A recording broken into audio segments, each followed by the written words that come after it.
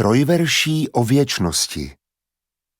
Nesmrtelnost zrodí až okamžik, kdy na tebe někdo promluví a ty už u toho nejsi. Každému z nás osud vyměřil jiný čas na tomto světě. Honza toho stihnul snad za 3 životy. Tak například vystudoval 2 vysoké školy, šťastně se oženil, splodil 2 syny, stál za vznikem 2 nových úspěšných divadel, režíroval přes 50 inscenací, napsal 6 básnických sbírek, ovlivnil desítky studentů divadelní fakulty a hlavně uměl okouzlit. Byl Štědrý den roku, já už nevím kolikátého, ale není to vlastně ani tak moc dávno. A mně bylo tehdy přesně 5 a kousek. A teď vám budu vyprávět o tom, jak jsem se ten Štědrý den onoho roku ztratil.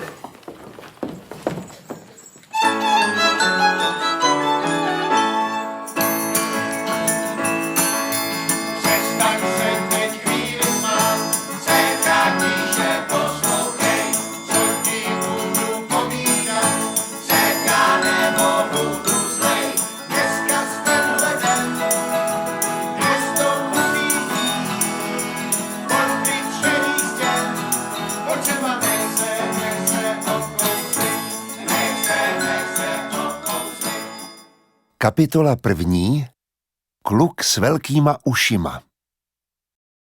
No, na dětství s bráchou vzpomínám docela málo, protože my jsme byli ve velkém věkovém rozdílu. Mě bylo 8, když se narodil, to znamená, že jsme vyrůstali v podstatě jako 2 jedináčci. A potkali jsme se v podstatě v dospělosti. Ale přesto si pamatuju některé příběhy, které provázely Honzovo dětství. A to byla ta zázračná operace uší, kterou prodělal někdy v 5 letech. Tenkrát přišly jako první vlaštovka, takový tý americký módy, McDonald's žvejkačky. A tatínek netuše, co bráchu čeká, mu slíbil, že když bude hodnej, dostane 10 žvejkaček těch McDonaldů. Samozřejmě, když proběhla ta operace, tak 3, 4, možná půl roku nemohl brácha nic kousat. To znamená, že půl roku čekal na žvýkačky, které byly ve skříni. Tak jaký měli povolání rodiče? Tatínek byl stavební inženýr a stavil přehrady. A maminka byla celý život mzdová účetní. Takže jako s kumštem žádný spojení. Akorát v rodině jedinej, kdo trošičku by mohl předat bráchovi ty geny, byl dědeček, tatínek, který vedl ochotnický divadlo v Kunraticích. Ale byl zahradník. Když slyším Jan Borna, tak se mě vybaví náš dlouhodobý vztah s Honzou, protože my jsme se seznámili v době, kdy on ještě chodil do školy a kdy byl, bych řekl, součástí té improvizační takové skupiny. Mě vlastně Honza zaujal v tom divadle a nejen Honza, jo, i ten Jarda Dušek, i ten Oldřich Kužílek, protože to bylo pro mě úplně jakoby takový úplně nový druh divadla, který jsem neznal, to improvizační divadlo. To byly skvělé věci, já jsem je strašně obdivovala, jak byli ohromně pohotoví a právě měli takovej tu nabitou energii a obrovský humor, takový až cynický mnohdy, ale bylo to drsný, ale bylo to strašně zábavný. Ta doba byla absurdní, tak i to divadlo bylo takový lehce absurdní. Výborný článek od Vyskočila, kde popisuje nás, jak jsme hráli a kde píše, že Honza Borna byl ten smečař. Já jsem byl spíš ten polař, ten, co drží to pole, a Honza jakoby umisťoval ty vtipy, ty fóry. On byl jako výborný bavič, hráč, spontánní, takový energický, velmi energický chlapík na jevišti. Ale já bych ho nebral jako herce. Já to liším na ty hráče. Vyskočil taky, tomu neříká herectví, ale hráčství. Že prostě hrajete hru, nehrajete jako herec tu roli, nevžíváte se do role, nejste jí takovým jako plně do ní ponořen, ale můžete skákat z role do role, komentovat. Tohle to Honzovi výborně šlo, ty střihy. jo, vypadnout z role, komentovat, vstoupit zpátky do role a tak tomu šlo v tomto smyslu možná, tam byl ten režijní takový spár už tehdy, že se dobře orientoval v těch proměnách. Znali jsme se nějak už od zkoušek na Damu, na herectví, kam nás oba nevzali a pak jsme se scházeli a vymysleli jsme společné představení Srslení a neb jeden den Vilemína Čmelíka. Mě to fascinovalo a nesmírně bavilo, protože ten humor toho seskupení Vizita mě byl strašně blízký. Brácha se tímhle směrem ubíral od dětství. Úplně od malinka. Už v první třídě recitoval na různých, tenkrát za komunismu byly takový ty dětský soutěže v recitaci. A tak to bylo jeho to od malička. On byl exhibicionista, prostě strašně se dobře cítil, když mohl předvádět cokoliv. A šlo mu to. Kapitola 2. Velká jízda s divadlem a nemocí. No tak jak já si to pamatuju, jak vlastně vzniklo Davidské divadlo, byla to trošku souhra náhod. Je teda paradoxem, že panuje taková legenda, že Honza Borna nás učil na škole, ten náš ročník, který pak přišel do Davidského divadla, což není pravda, protože my jsme se na škole jenom vlastně potkávali. A pamatuju si, že tenkrát o nějaký pauze jsme se bavili o tom, já jsem právě říkal, jak by bylo fajn po té revoluci, kdy vlastně vznikají nové možnosti, založit nějaký nový divadlo, který by bylo takový, jako zase by přineslo nějaký čerstvý vítr. No a co čert nechtěl, asi 14 dní po téhle debatě, tak mi Honza volá a že mu volala právě ta Eva Měřičková, která tenkrát šéfovala Deltě, že otvírá nový prostor v Zelený. To ještě nebylo jasné, jak se to bude jmenovat, to divadlo, to pak po nějaký dohodě se domluvilo na ten obyčejný název Davidské divadlo. No a Honza samozřejmě tam režíroval svoje věci, samozřejmě vybíral i hosty, kdo tam s náma bude dělat, takže tam třeba jsme se potkali poprvé s Pětínským, kdy jsme dělali Sestru Úzkost. No a zhruba po nějakých, teď nevím, jestli 3-4 roky jsme tam byli, pak jsme teda měli takovej trošku spor vlastně s tím vedením ekonomickým tam. No a Honza vlastně usoudil, že teda by se to dalo asi už řešit jedně odchodem z divadla. A v tu chvíli zase další náhoda, přišla Hanka Burešová, která Honzovi jakoby nabídla nebo dala mu takovou možnost, protože z podobných důvodů odcházela Hanka Burešová s několika herci z Labyrintu. No a přišla ta myšlenka, že se vlastně spojí tyhle dva soubory, nebo ta část souboru z Labyrintu a náš soubor, a že vlastně vytvoříme úplně nový divadlo. Řekli jsme si, tak nic za to nedáme, zkusíme to. Ten konkurs byl vypsán jako na prázdnou budovu, jako kdyby tu nebyl soubor. No a my jsme ho vyhráli, bylo tam v tom konkurzu tuším asi 7 nebo 8 přihlášených. My jsme to teda vyhráli ještě s Danielou Šálkovou, která už byla dřív s námi v Labyrintu jako ekonomka. Nicméně došlo podle mě k zcela zvláštní věci, že teď je to 20 let, Honzík teda už tu není, ale 20 let jsme pracovali společně a 20 let to fungovalo, řekl bych, zcela výjimečným způsobem. Na to, jak jsem k tomu nedával důvěru, tak se stal úplně zázrak, protože třeba legendární činoherní klub, který byl zcela jako výjimečná věc a dodnes se o tom tak mluví, tak ten fungoval vlastně v té plné palbě 7 let v podstatě asi a pak už se to začalo tak nějak to. A my jsme v té, tedy když jsem už řekl, v plné palbě fungovali 20 let, takže jsme vytvořili divadelní zázrak. Hned jsme udělali teda mnoho změn tady v tom divadle, především teda změnu názvu. To jsme se tenkrát dohadovali, jestli se to má jmenovat podle místa. Borna teda navrhoval, ten měl nápad, že by se to mohlo jmenovat Naše divadlo. A že by bylo prýma, že by lidi si vždycky říkali, kam jdete večer? Do našeho divadla. No takže to by znělo krásně, ale to byla taková ta jeho hravost. Ještě jsme se tu potkávali s kolegy od Volkru, to je první rok, oni měli smlouvy a my taky jsme měli smlouvy, takže se to tak střídalo.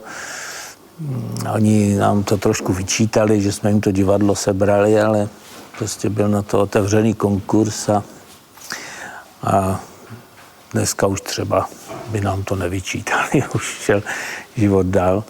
No, první setkání bylo ve chvíli, kdy vzniklo divadlo v Dlouhé My jsme se s Honzou samozřejmě potkávali jako nějak na škole a tak, ale on prostě představoval jiný směr. Já jsem byl tak klasicky činoherní. Vlastně ani jsem neznal jejich věci, které dělali v Davidském, ale ve chvíli, kdy vzniklo naše divadlo Dlouhý, tak přišel Honzík, já jsem byl hned v té první inscenaci písniček Petra Skoumala, Kdyby prase mělo křídla, tak tam jsme se poprvé setkali. Byl jsem velmi nesvůj, protože vlastně jsem nikoho neznal. Jsem tam byl sám mezi největšáky v té inscenaci. Takže první setkání bylo takový opatrný, když jsem pozoroval vůbec, co to je za lidi a co je Honza za člověka, jak pracujou a tak. Kolik je gůrů a holek, kolik je šlapacích kol. Toho i toho je mnoho, lidí a věcí hajden. Jediné slunce je jedno, a to když vyjde jeden.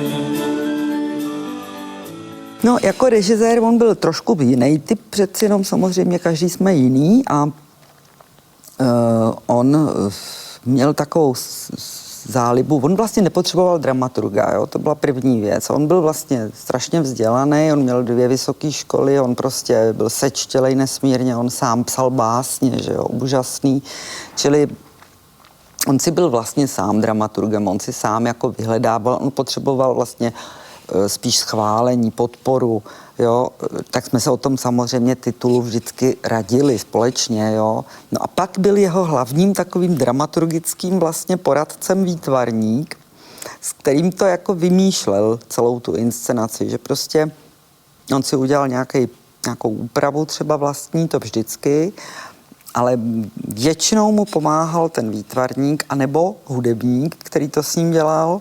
Čili toto byl jeho jako kdyby dramaturgický tým, jo? Hudebník a výtvarník. No a samozřejmě pak všichni herci, protože Honzova specialita byla, že prostě on měl pořád všechny vlastně při těch zkouškách na scéně, nebo pořád je měl při ruce. Tak pojďte, zahrajeme to do kamery. Zahrajte, ano. 2, 3 a... Raní ptáče dál doskáče, červíné ptáče doletí. To je ovšem problém, sotva s ním problém, nemáme o něm ponětí. Já jsem s ním zažil takovou příhodu. Když jsem tam zkoušel a teď jsem, jak jsem byl zvyklý vlastně z toho divadla mýho, tak jsem byl zvyklý detailně herce připomínkovat. A on říkal, neblbni, nemusíš jim všechno říkat, oni jsou šikovní, oni si tu technologii toho, jak něco udělat nebo jak něco zahrát, to oni si vymyslí. To jim nemusíš říkat. A tak to bylo i vždycky později, že on vlastně nedával moc ty herecké připomínky a spoléhal na herce jako na partnera. Večerem tu zvolna doutná, k tanci tiše hraje loutna, pane vítr spolí, dědeček se holí.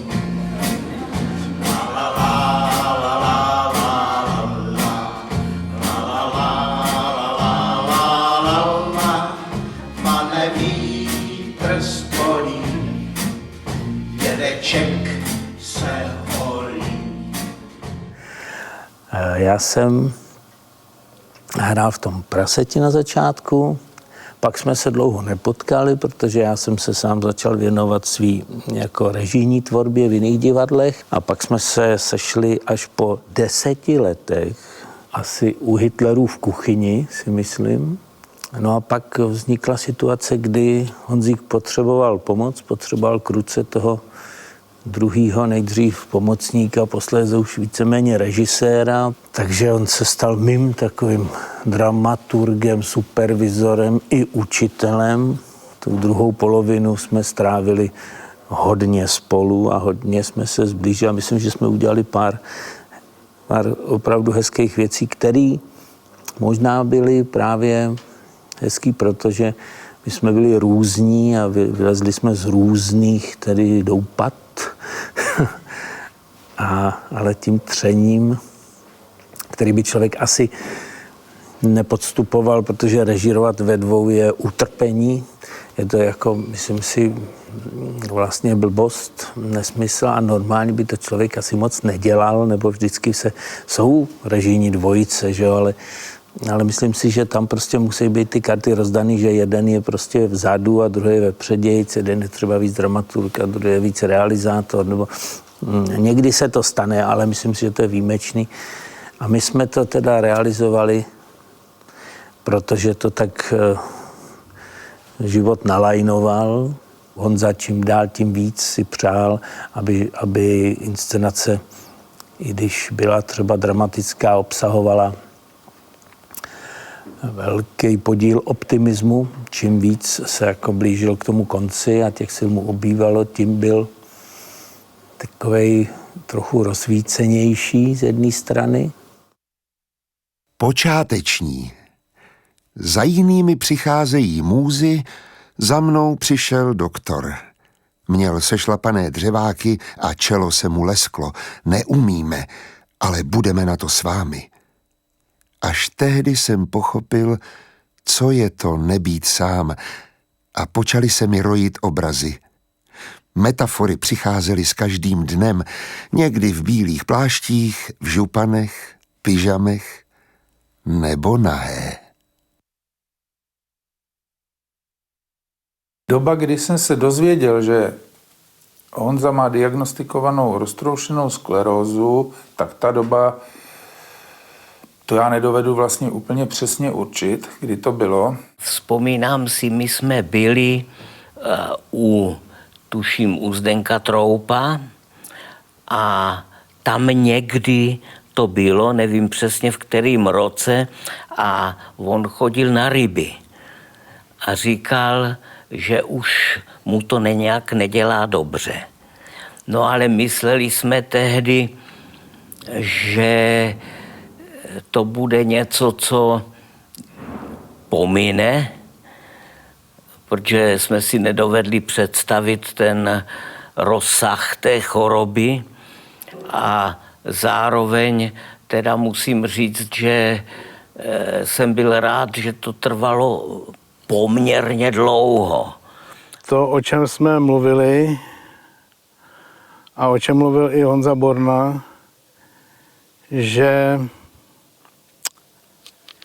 my jsme prostě věděli, že on je na tom špatně, ale zároveň jsme si uvědomovali to, že na to nesmí být sám.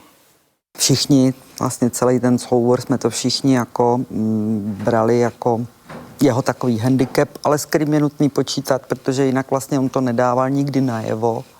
Ta jeho nemoc vlastně z něj udělala ještě veselějšího člověka, ještě statečnějšího člověka a tak dál, takže to bylo vlastně fantastický v tomhletom, jak on se s tím vyrovnával a nikdy si nestěžoval. Jo? A když si stěžoval, tak vždycky si spíš z toho dělal srandu. Že? Úplně vidím před sebou sám sebe, když mi Indírka popisovala prostě, jak se to projevovalo, tak já samozřejmě, jak mám tu představivost, tak já úplně to Honzu vidím jako před sebou, jo? Protože když mi to říkala, tak já jsem si představoval, co se stalo. Když jsem potom jakoby Honzu potkal, tak najednou jsem se uklidnil jako a byl jsem šťastný, jakým způsobem se to vlastně stabilizovalo, protože ten první nápor té choroby jako byl podle toho, co si pamatuju, jako dost drsnej, jo.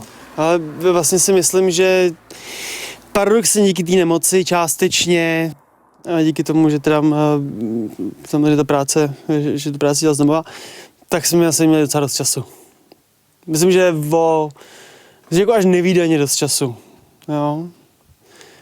Že vlastně možná některý moji kamarádi jsem taky pocit, že by jaké možná byli rádi, jako kdyby ten fotr jako možná s nima doma jako pokecal, no. A my jsme to jako měli a vlastně mi to přišlo úplně přirozený a normální. A čím vlastně jsem starší a čím člověk jako vidí víc toho světa, tak zjišťuje, že to není úplně standard, no. V nejtěžších chvílích křičím, proč zrovna já, proč zrovna na mě stojíš propocenou botou. Ve šťastných chvílích se pak osvobodím. Prostě proto. Kapitola 3. Janek básníkem. Jak se píše báseň? Na omleté téma. Vezmeš si papír a tužku a sedneš si za stůl. Vstaneš a napiješ se. Sedneš si za stůl a vstaneš a zaliješ kytky. Sedneš si za stůl, vstaneš a vyčůráš se. A když už opravdu není úniku, sedneš a napíšeš básničku. Honza jako básník to byla jako výjimečná, myslím si, etapa. Dlouho jsem nevěděl, že on ty básničky píše. Dost jsem se bál, jako vždycky bál, že to bude průser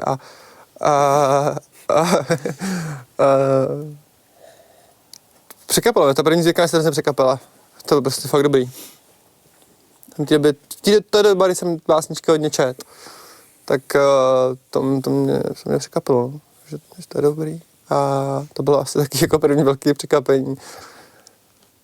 A druhý věc je takový, ty další sbírky jsem četl, tak aby to nikdo neviděl, protože to pro mě bylo hrozně dojemný a hrozně osobní. Jeho život je v té poezii hodně přítomen. A tak jako je tomu u poezie Oldřicha Wenzla, který strpěl stejnou nemocí, tak ani u Honzy Borny nepřevládá v jeho poezii pesimismus. Naopak, je v ní mnoho humoru, nadhledu a takových směrů, a ty ukazují východiska z té těžké životní situace. Honza Borna napsal jednu básničku, která je úžasná a vlastně odehrává se na střechách pražských činžáků, kde v jeho fantazii probíhá lyžařský kurz Pražské ekonomické školy. Je to vlastně lyžařská poezie a je to jeho vlastně fantazijní možnost ještě se zúčastnit toho lyžování, přestože už ta nemoc, kterou trpěl, velmi pokročila. Vlastně v té době, kdy to psal, už byl hodně nepohyblivý. Lyžařská pro Zdeňka Troupa. Lyžuji na střeše našeho činžovního domu. Nad okapem brzdím velkým obloukem, aby krystalky sněhu mrholily na lidi, ploužící se hluboko pode mnou mrazivou jitřní ulicí. Jen ometají sníh z ramen, nahoru oči nezvednou, závist by je nepustila do fabriky. Šleprem se nechám vytáhnout na hřeben střechy. Nad Hradčany už svítá. Komíny města vypouštějí ranní páru probouzejícího se ústředního topení. Na střeše křížem přes ulici začíná ranní kurz studentek Vysoké školy ekonomické. Malinko zafrajeřím a jedu šusem, střídavě na jedné a druhé lyži. Jsem šťastně ženatý a na 50 let pořád dost dobrý. Stromečkem vyšlápnu na hřeben a jedu freeride na neprojeté straně do dvora. Pekárnička ve vnitrobloku voní a brzy začne tu vůni prodávat.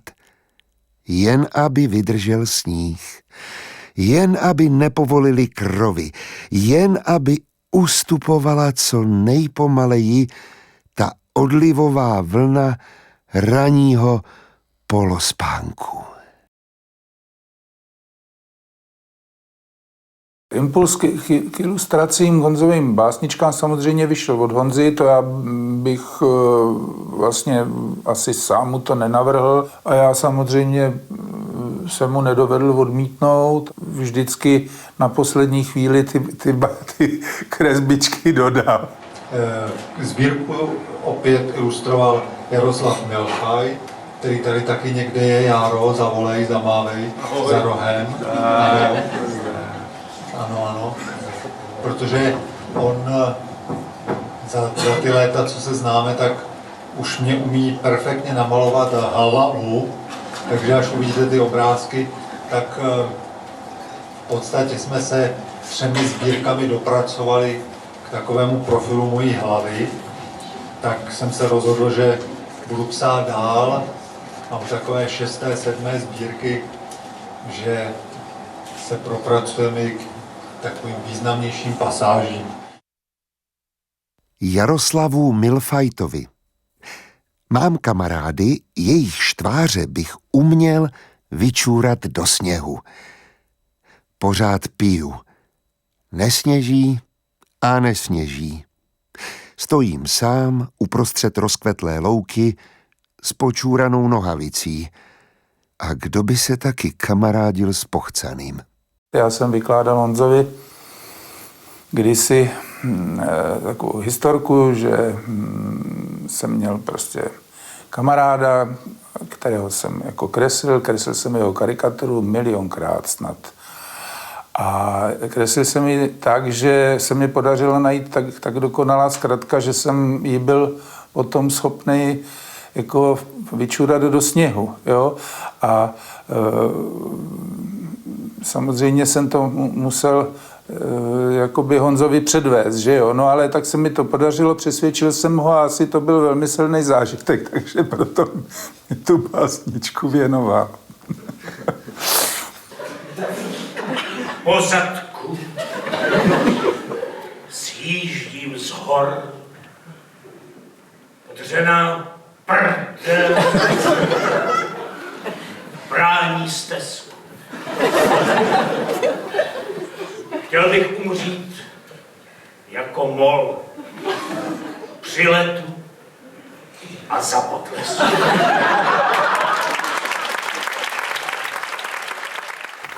Když chtěl dělat s úsměvy idiotů, potom se ta inscenace jmenuje, kde on vždycky po něčem zatoužil, tak zatoužil najednou po těch věcech, co dělali Skouman Vodňanský, tedy věcech, na kterých vyrost.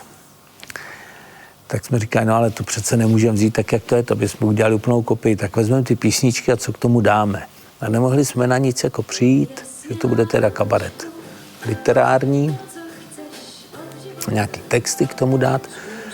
Já jsem pak říkal, Honzo, teď my máme tady ty tvoje sbírky a to je jako výjimečný. To by šlo na jeviště, to jsou krátký útvary, občas nějaký dlouhý. Je to vtipný. Vyzkoušeli jsme si to na malém prostoru, že lidi tu poezii jakoby vezmou, máme už ty diváky trochu vycvičený. A on strašně se tomu zdráhal a tvrdil, že to je nesmysl, že to jako nemůže být. A my jsme s dramaturgyní s Ilonou jsme byli přesvědčeni, že to je výborný a tak jsme do něj hučeli, že je vytáhneme ven, ty básničky, a půjdou na jeviště. A on se tak jako lámal, to si pamatuju dobře, že on říkal, že ne, ale pak už těma očima říkal, že by byl jako rád. No a jak jsme už těch chvíli ukecávali, pak jsme to dělali. Pak říkal, já tohle nemůžu režírovat, co já k tomu můžu režírovat, že jo. Říkal, tak to nerežíruj, no. No ne, to nerežíruj, to já zase jako to budu režírovat, že jo, přece ti nenechám dělat moje vlastní básničky. No tak jo, tak to režíruj, no, tak já to budu režírovat, no, tak jsme to zase režírovali spolu.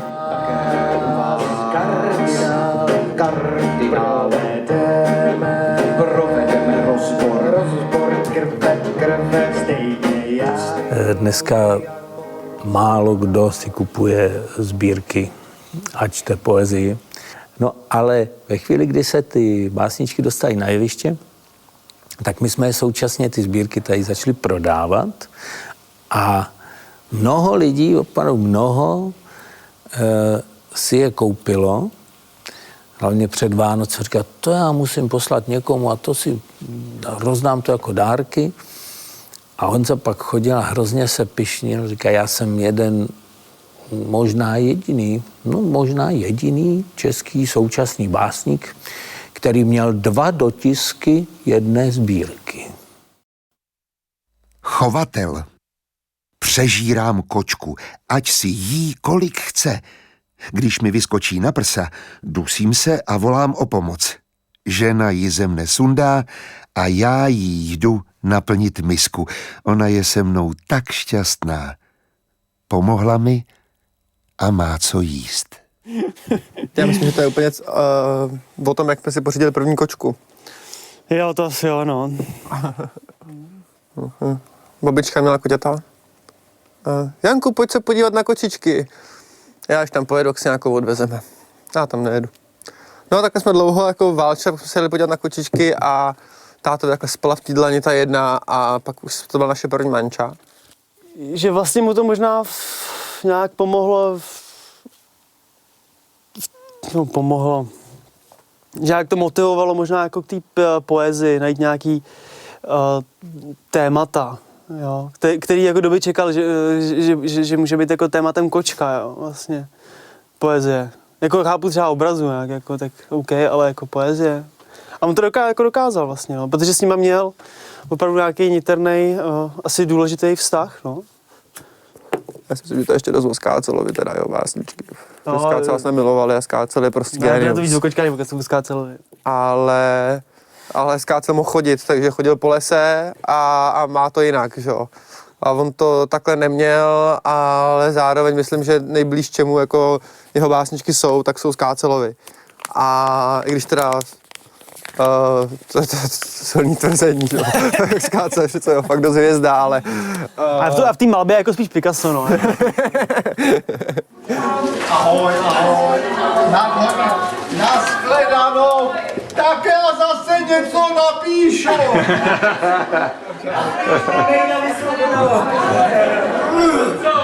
Vychčí to do sněhu.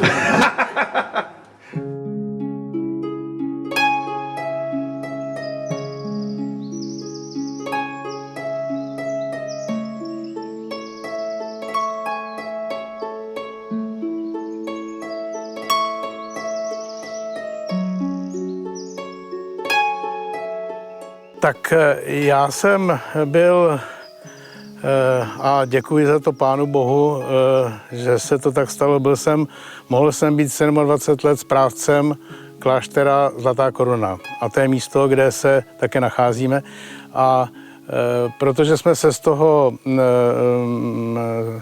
z toho setkání na těch horách vyvinulo s Honzou Bornou přátelství, tak on začal dojíždět do Zlaté Koruny na návštěvu nejprve a poté, když začal učit na Pražské divadelní fakultě, tak vznikla myšlenka, že svoje studenty o letních prázdninových měsících přivede do Zlaté Koruny a tady zkusí sehrát pro vodácké publikum, které tady jezdí po Vltavě, to něco z té své ročníkové práce. Tak Zlatá Koruna pro nás byl nějaký jeden z prvních momentů setkání se s divákem, takovým tím normálním divákem vodákem.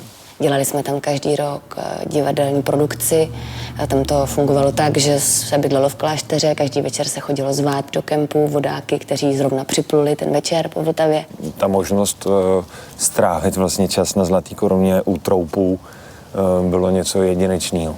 Teďka zpětně musím říct, že já jsem se ve škole naučila strašně moc, ale asi jako úplně nejvíc jsem se naučila na Koruně, protože ten bezprostřední kontakt s divákem, jak při tom zvaní, tak i potom při té produkci, vlastně byl hrozně, jako pro mě to bylo strašně těžké, já jsem s tím hrozně bojovala.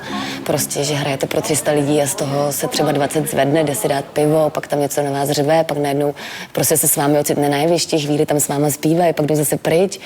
A já myslím, že tohle byly přesně situace, které měl pan Borna strašně rád. A měl strašně rád, když to pro nás bylo nekomfortní. Tam byly hrozně dobrý párty a hrozně jako asi úplně jiný, než jako člověk zažije a kdy asi má šanci zažít, protože tam jezdili lidi, kteří uměli hrát na 30 nástrojů, seděli ve sklepě a polovina z nich uměla všechny své role 20 let dozadu a do toho tam se vedle nich seděli ty mladí. Takže to byly takový jako herecko-muziciální party a tam se teda nechal většinou dotlačit i táta, který nikdy neponocoval.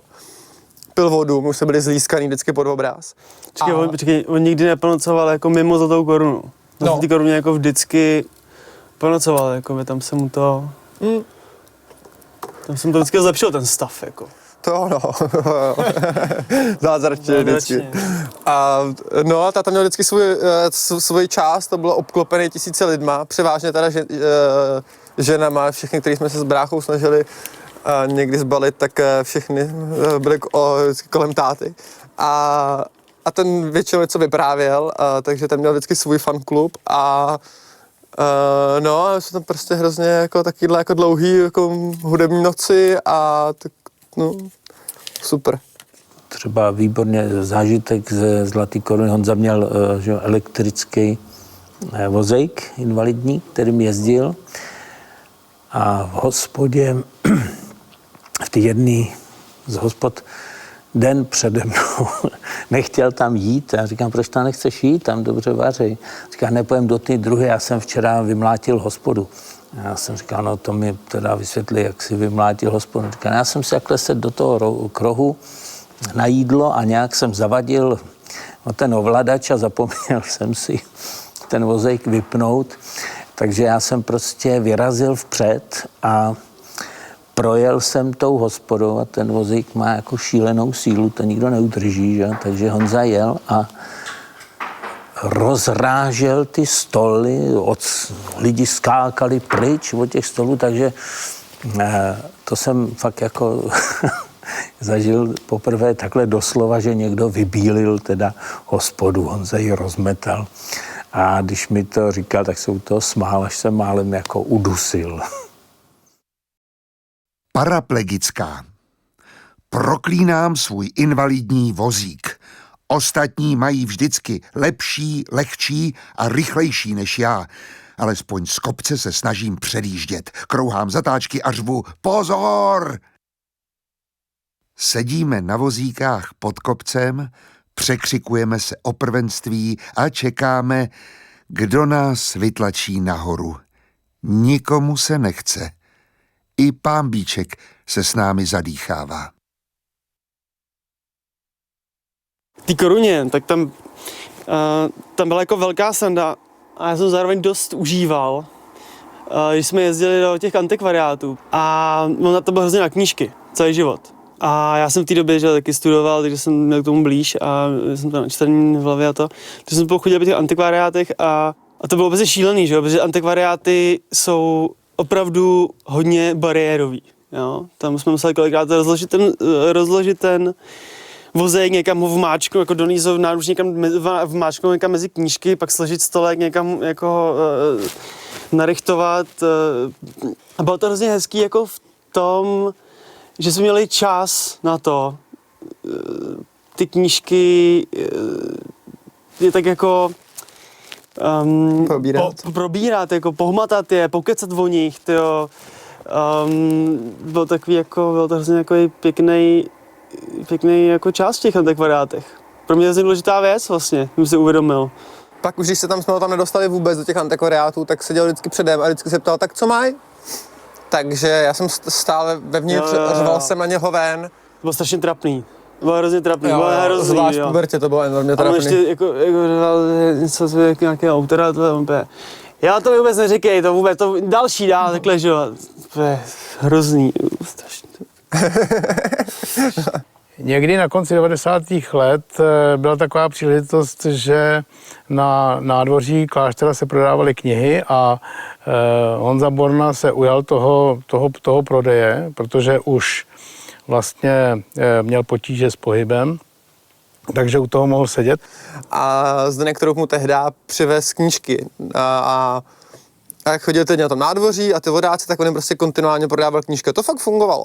A fungovalo to tak dobře, že vydělával víc než ten krumlovský antikvariát, protože to do těch lidí hrozně hustil, že neměl co dělat, že měl relativně dost energie, všechno to znal a pral to do nich. No a takhle seděli s Troupem, oni se furt hecovali, byla jejich oblíbená zábava a tak se táta nechal donést braky. To se fakt neprodává prostě. No a takhle se mu podařilo nacpat, prodat něco, co se jmenuje Nevyšlapanou cestou, knížka. A nacpal to do strašně moc lidí. Takže oni odcházeli rozesmátí a každý s takovou kopičkou knih. Takže ti návštěvníci, kteří šli proti nim, tak když zjistili tu situaci, tak říkali, nám bylo divný, že potkáváme lidi, kteří nesou každé kopici knih a v očích mají takový nepřítomný výraz. Já mám docela pěknou vzpomínku vlastně na to, jak se týká čistě táty a toho vlastně, jak člověk jako vnímá samozřejmě, že je jako velmi mocný a že to není vůbec dobrý. Tak tam to ve mě zbuzovalo si takovou jako, tam to mě zbuzovalo jako důvěru, že se to může jako obrátit v něco lepšího, že se to může nějak líp ta choroba. Protože on tam opravdu měl občas na mě dost překvapivý návaly energie, kdy byl schopný s těma dětskama tam sedět. Jsme tam přitáhli toho sklepa třeba v 11 večer a on tam třeba s ním vydržel do 3 do rána, což mě nikdy nenapadlo, že by to bylo jako možný. A byl jako hrozně ready a byl jako hrozná prdel. A bylo to takový, jaký to mohlo možná být bez té jako nemoce, no. Že měl tu energii potom na ně i celý ten den. Že potom ke konci už byl takový hodně, že měl energii fakt jako dopoledne, no. A to byly, ty mejdany byly, no. To vždycky vyburcovaly nějak, no. Jo, docela jo. Tam všechny ty joky, ty z Milfajn tam se sbírali a dovymýšleli. S troupem. Jo, to. Já jsem asi nikdy neměl tu naději, že by to jako by mohlo být lepší. Já jsem asi opilej v tom sklepě, když mi to tak jako napadlo. Na verandě v Syřenově.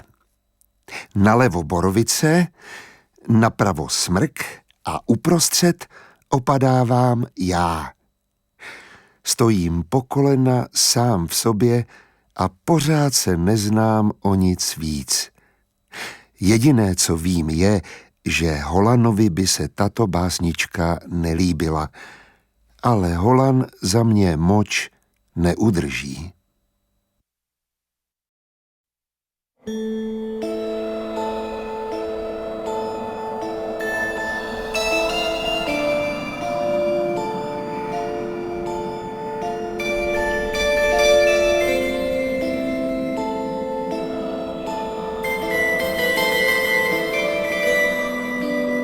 Mně se vybaví cesta k Syřenovu, k chalupě a tam sedí jakási postava s velmi typickou siluetou, s úžasně tvarovanou hlavou a mírně odstálýma ušima. A potom, když se přibližuju, tak najednou takové zářící oči a pozdrav, nazdár. To se mi vybaví, když si vzpomenu na Honzu. Veranda v Syřenově a Zlatá koruna. To jsou 2 místa, která Honza miloval a kam se vždycky těšil. Samozřejmě s tou jeho mobilitou v posledních třeba 10 letech to byl problém, ale vždycky do poslední chvíle trávil část prázdnin na Zlatý koruně, že jo, kde měl kamaráda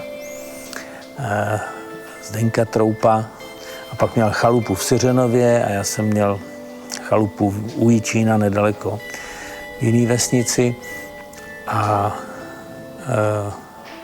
vlastně jsem za tím Honzou každý prázdniny jezdil z důvodu pracovních, protože tu inscenaci jsme vždycky dělali na podzim, kdy měl Honza víc sil, takže se intenzivně chystal přes léto. Už dost! Smíchy na hozdrát! Už dost!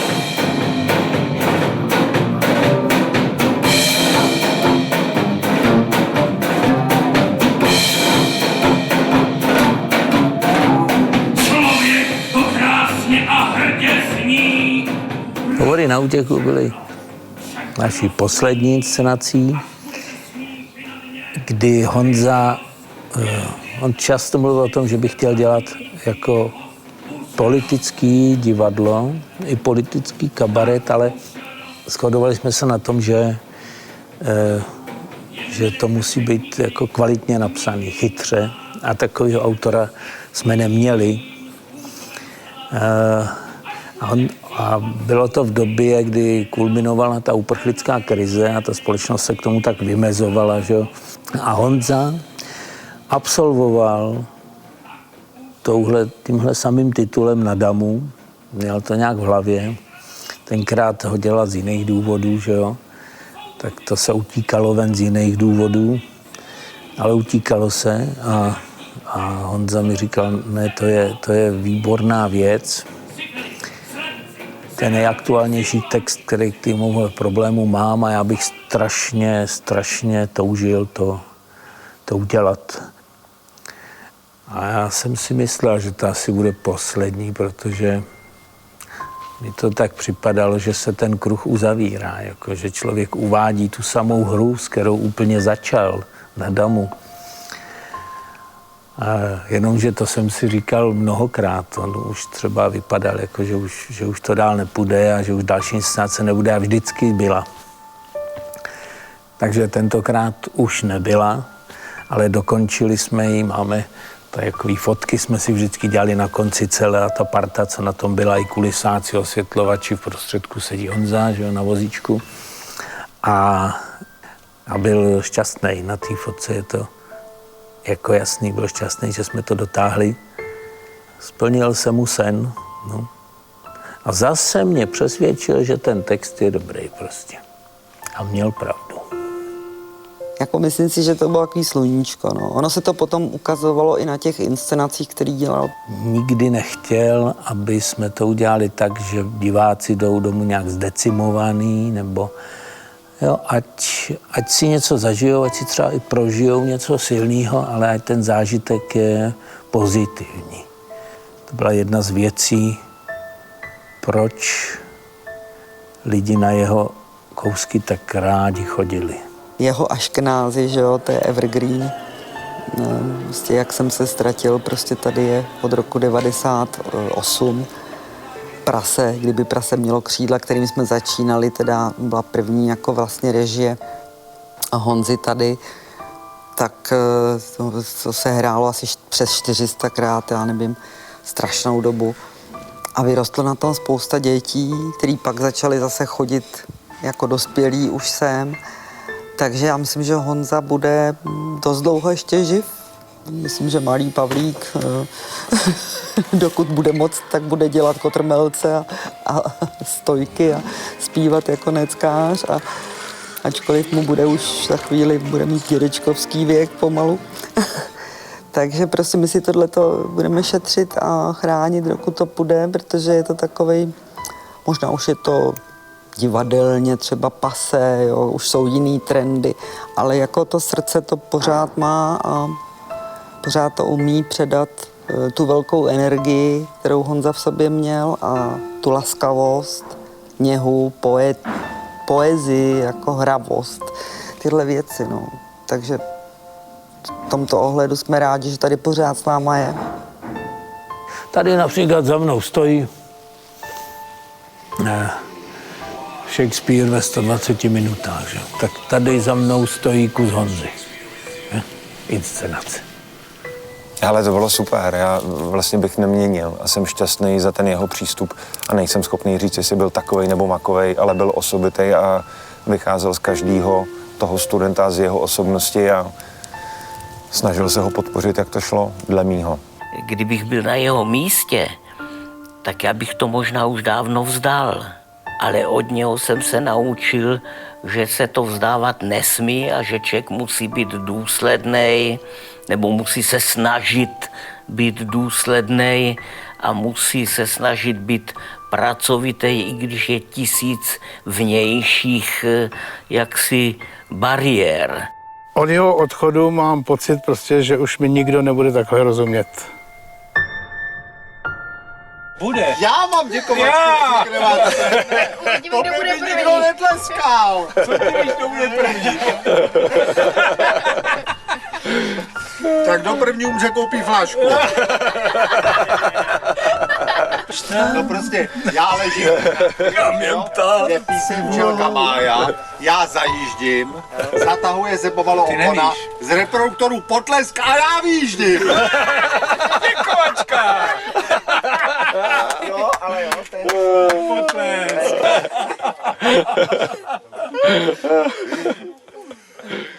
Celý život jsem nevěděl, kdo jsem, a teď konečně vím, kam jdu.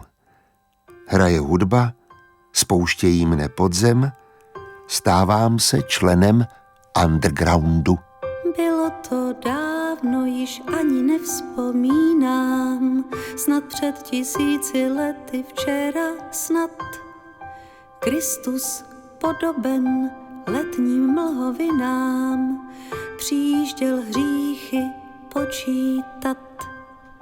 Mapu cest nosil v kapse a vzadu na sedátku gramofon.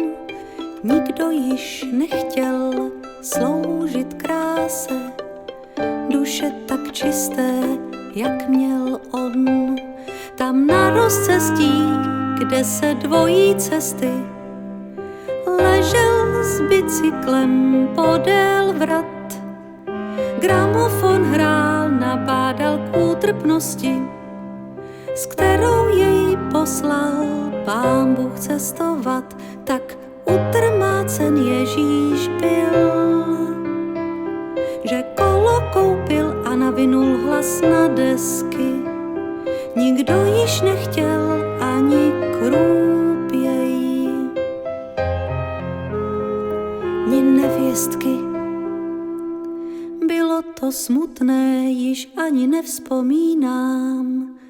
Jednou jsem potkal jej, jel bez držení. Byl tenkrát mlád a neměl gramofon. Navracel právě pohled ženin, jenž byla něžná, tak jak on. A hladil mne a šeptal, neplač již, srdce je lásky svět.